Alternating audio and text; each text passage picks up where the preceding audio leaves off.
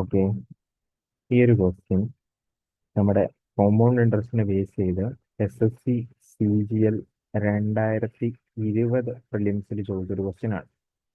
ഇതിനകത്ത് ആദ്യം എന്താ പറയണം നമുക്ക് നോക്കിക്കഴിഞ്ഞാൽ, ഒരു sum 8,000 invested at 10% per annum. Okay, amount to 9261 in certain time. Compounded half yearly ആണ് കോമ്പൗണ്ട് ചെയ്തിരിക്കുന്നത്.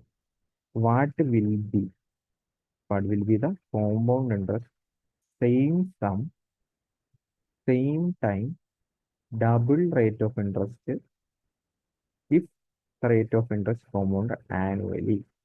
അപ്പൊ ആദ്യം നമുക്ക് ഇതിനകത്ത് കണ്ടുപിടിക്കേണ്ട എന്തൊക്കെയാന്ന് നോക്കാം. നമുക്കിപ്പോൾ പറഞ്ഞിരിക്കുന്നത് സെയിം സം, അതായത് 8,000 രൂപയ്ക്ക് തന്നെ സെയിം ടൈമിൽ, അതിന് നമുക്ക് നമ്പർ ഓഫ് ഇയേഴ്സ് അറിയത്തില്ല. Okay, double the rate of interest, അതായത് 10% എന്നുള്ളത് 20%. ഇതിലോട്ടുള്ള കോമ്പൗണ്ട് ഇൻട്രസ്റ്റ് ആണ് കണ്ടുപിടിക്കേണ്ടത്. അപ്പോൾ ആ എണ്ണ് കണ്ടുപിടിക്കാൻ വേണ്ടിയാണ് ആക്ച്വലി ഈ ഒരു ഡേറ്റ് നമുക്ക് ഇവിടെ തന്നിട്ടുള്ളത്. അപ്പോൾ ആദ്യമേ തന്നെ ഹാഫ് ഇയർലി ആണ്. ഹാഫ് ഇയർലി എന്ന് പറയുമ്പോൾ തന്നെ നിങ്ങളുടെ അവിടെ കുറേ ചേഞ്ചുകൾ വരും. ഒന്നാമത്തെ ചേഞ്ച്, നമുക്ക് തന്നിരിക്കുന്ന റേറ്റ് പെർസെൻറ്റേജ് ആനമാണ്. അതിൻ്റെ ബൈ 2 ആയിരിക്കും ഹാഫ് ഇയർലി ചെയ്യുമ്പോൾ നമ്മൾ എടുക്കേണ്ടത്, 5%.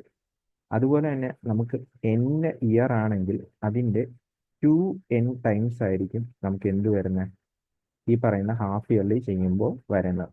കാരണം ഓരോ 6 മാസം കൂടുമ്പോൾ അവിടെ ഇൻട്രസ്റ്റ് കണക്കാക്കുക. അപ്പോൾ ആദ്യമേ ഞാൻ n കണ്ടുപിടിക്കുക. ആദ്യമേ ഞാൻ ഈ പറയുന്ന രീതിയിലുള്ള, ഓക്കെ, അല്ലെങ്കിൽ നേരെ തിരിച്ചു പറയാം. ഇവിടെ ഇപ്പോൾ n ആണെങ്കിൽ ഇവിടെ എന്തായിരിക്കും, n/2 ആയിരിക്കും ഒറിജിനൽ ആയിട്ടുള്ള എന്ത് പറയുന്ന നമ്പർ ഓഫ് ഇയേഴ്സ്. കാരണം കൺഫ്യൂസ്ഡ് ആകാതിരിക്കാൻ വേണ്ടിയാണ് ഞാൻ ഇവിടെ n എന്ന് തന്നെ കൊടുക്കുന്നത്. അപ്പോൾ ആദ്യം 5% എന്ന് പറയുമ്പോൾ അതിന് കറസ്പോണ്ടിങ് ആയിട്ടുള്ള ഫ്രാക്ഷൻ എന്ന് പറയുന്നത് 1/20 ആണ്. അതിനർത്ഥം ഓരോ വർഷം കഴിയും തോറും 20 എമൗണ്ട് 21 മാറും. 20 രൂപ ഇട്ട് കഴിഞ്ഞാൽ 21 രൂപയായിട്ട് നിങ്ങൾക്ക് കിട്ടും. ഓക്കെ, ദെൻ നമ്മൾ ചെയ്യേണ്ടത് ഇവിടെ തന്നിരിക്കുന്ന എമൗണ്ട് ടുവിൻ്റെ സിംപ്ലസ്റ്റ് റേഷ്യോ എടുക്കുക. എമൗണ്ട് ടുവിൻ്റെ സിംപ്ലസ്റ്റ് റേഷ്യോ എടുക്കുക. അതെന്ന് പറയുന്നത് ഈ പറയുന്ന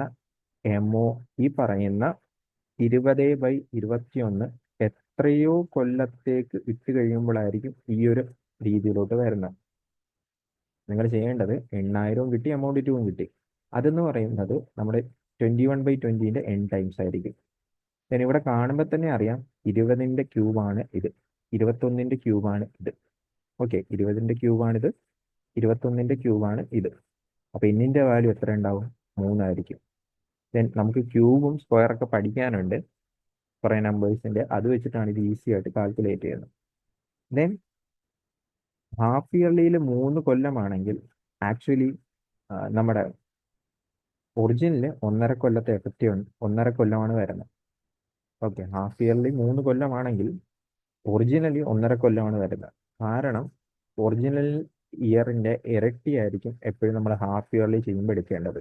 ഇനിയിപ്പോൾ എല്ലാം കിട്ടി, എന്നും കിട്ടി, സമ്മ് കിട്ടി, റേറ്റ് ഓഫ് ഇൻട്രസ്റ്റ് കിട്ടി. ഇനിയിപ്പോൾ ഞാൻ ചെയ്യാൻ പോകുന്നത് കോമ്പൗണ്ട് ഇൻട്രസ്റ്റ് ആണ് കണ്ടുപിടിക്കേണ്ടത്.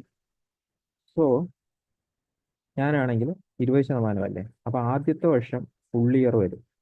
കാരണം 20% 1.5 വർഷം. ആദ്യത്തെ വർഷം 20 തന്നെ.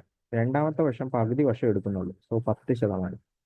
ഇതിന്റെ എഫക്റ്റീവ് റേറ്റ് പെർസെൻറ്റേജ് കണ്ടുപിടിച്ച് കഴിഞ്ഞാൽ x+y/100, സോ 32% എന്ന് പറഞ്ഞു കിട്ടും. സോ 8,000ന്റെ 32% നിങ്ങൾ എടുത്തു കഴിഞ്ഞാൽ ഫൈനൽ ആൻസർ ആവും. 8,000ന്റെ 32% എടുത്തു കഴിഞ്ഞാൽ ഫൈനൽ ആൻസർ ആവും 8,000 32%. ഇത് നമ്മൾ ക്യാൻസൽ ചെയ്യുക. ദെൻ 32 × 8 ചെയ്യുക. 240 16 256.